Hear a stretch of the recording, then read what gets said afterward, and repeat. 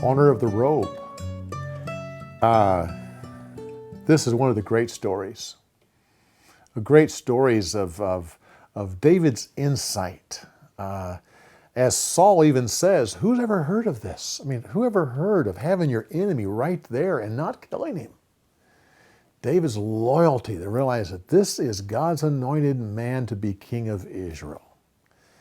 The interesting thing is this all happens around the place called Getty. This film is scheduled to be shown just before our Bible-telling trip to Israel. And we're going to take our group to this very spot. It is an oasis right in the middle of the desert.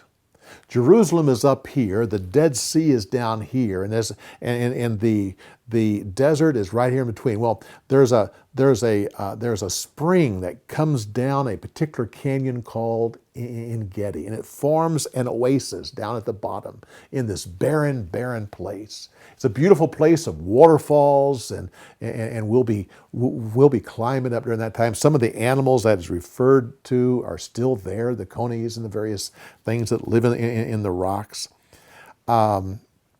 It's all there. And it's one of my favorite places in Israel. And I hope the people that go with us will learn to enjoy it as well.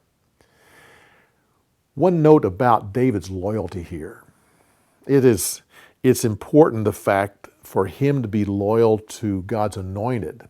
But you have to understand that he has his men with him. He knows he's going to be king. Samuel has told him, you will be king of Israel. And not only is he having his own personal loyalty to the king, but he's also training his men to be loyal to the king. It's important for him.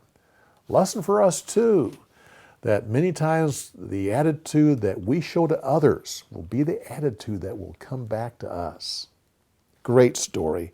I trust you'll enjoy it. I trust it's one that you will learn and tell to your children about this issue of loyalty. We'll come back next week when we continue on with these insights on these stories.